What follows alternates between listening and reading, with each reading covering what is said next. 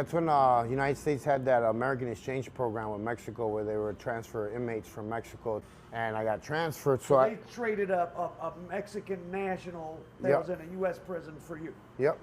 So they transferred me over to El Paso, Texas, La Tuna Federal Prison, and that's where I stepped into the federal prison. And back then, remember, these are the early 90s. Mid-90s? You know, it's all a blur to me. You know, early 90s is when the feds actually had the big dogs in the feds. I remember meeting all the guys that were there. Like now, if you go to the feds now, they got crackheads in there. They got fucking guys for pistols. No, when I stepped, people don't realize, I always tell the story. La Tuna was what, a medium? It was a medium.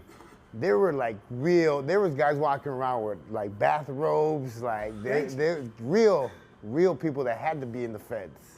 Big cases, not what they have in there now.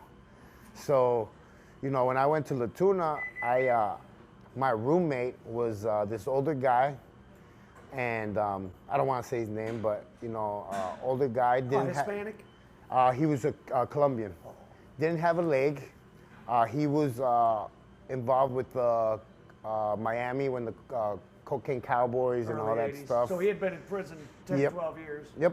Really good guy, man, you know, and since he didn't have a leg, I used to always do everything for him, you know, his laundry. I've always been taught in my culture to respect my elders, and I would make myself, you know, useful, help them out. I didn't have no money, no nothing, so.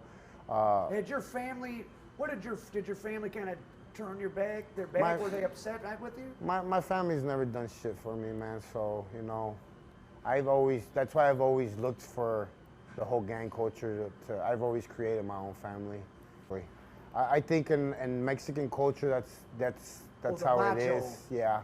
You know, I took care of him, looked out for him. I did everything. He would cook, always give me food, blah, blah, blah. So we built a really good relationship. So when I got released from La Tuna, I still had warrants in Chicago. So I ended up going to, you know, state prison. It was an awful use of a weapon, a shooting that I had got into. Oh, you were wanted from years prior. Yeah. A gang shooting. Yeah.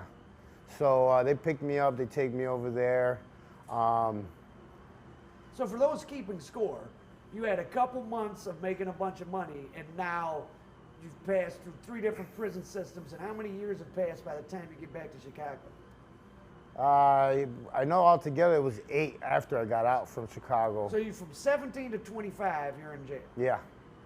So, you know, I come home and, you know, didn't have nothing, nowhere to live, nothing. So 96. Yeah, I come home and, you know, my gang, you know, family takes me in, they give me a place to live. Not really, you know, the leader's a little, he lets me stay, but kicks me out when he's got girls over, blah, blah, blah. So it was a really, like, hard situation for me. So I want to say about 6 months down the road, that old guy from the federal prison gets a hold of me. The Colombian? Yeah. He's out? No, his son. So his son gets a hold of me, and he's like, hey, my pops wants to look out for you. He says you're a good kid, blah, blah, blah. So now I'm connected directly. So I pretty much became a millionaire overnight, but I mean, I started making money overnight. What? I mean, this is 20 years ago, so I mean, you were given some cocaine? I was just moving shit, you know what I mean? And you know. Were you giving stuff to sell, or were you transporting? No, I was selling. And they gave it to you in Chicago? Yeah. So my whole life changed, man. I went from not having nothing to, you know, buying my Mercedes 500 the next day. Yeah, so it got to the point where, like, my own friends started hating me, so. So this happens in 90 days or something? Yep. You know, I ended up meeting this girl. She owned a restaurant. Of course, I married her because she had big ties.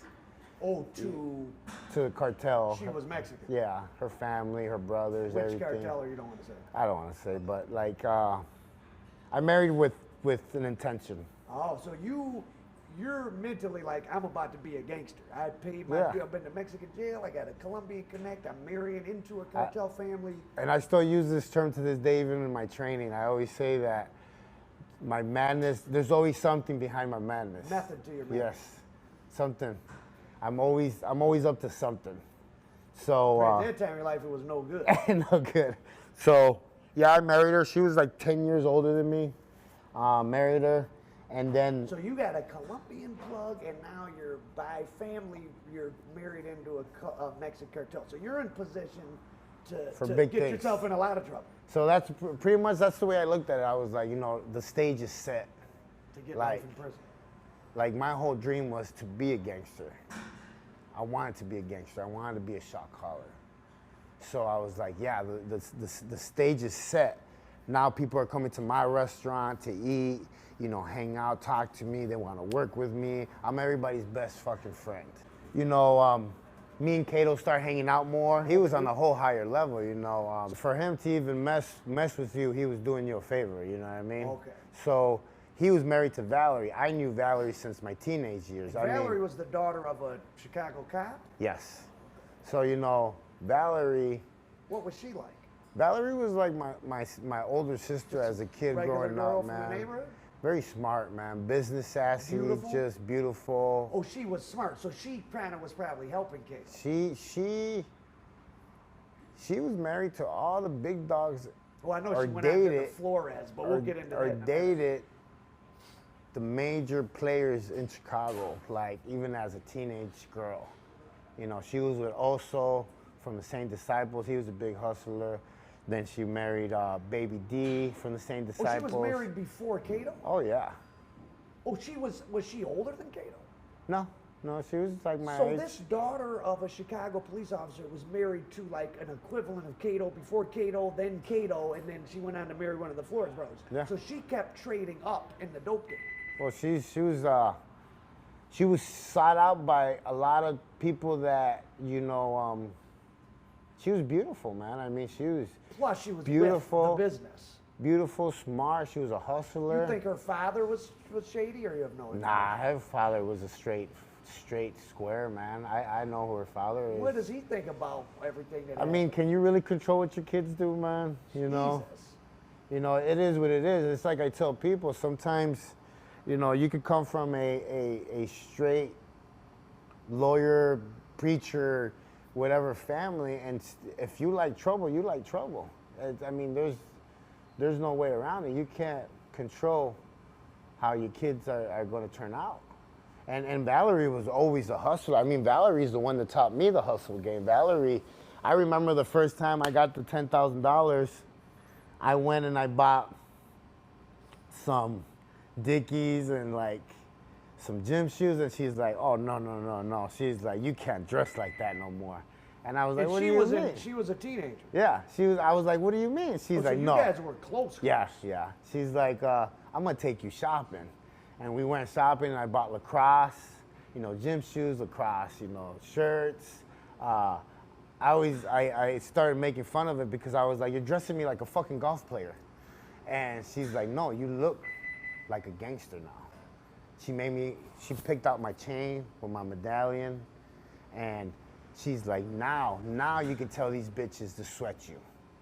She picked out my car. Wow. Like she built me. She made me. She man. must have grew up a few blocks from you, or? I mean, at the time she was dating a close acquaintance of mine, you know, from the same Disciples, and she always had a liking for me. She always looked out for me. She took care of me too when I was in prison in Mexico. She would send me money and letters. You guys are very close. You know, when she was actually living in Mexico. She wasn't with Kato when you got locked up in Mexico. Though. No. She was. So with, you met. You actually your relationship with her predates. Oh, since teenagers. Okay. Yeah, since teenagers. The last time I heard from her is when she went to Mexico and she was living out there. And well, me and him just got closer because he was with Valerie. And Valerie was like, come over to the house, hang out with us, blah, blah, blah. So I would go hang out with them at their house every morning, smoke some weed, you know, bullshit. Kato knew how much Valerie loved me, you know, how much she always wanted me to do good. I'll always love you, Kay.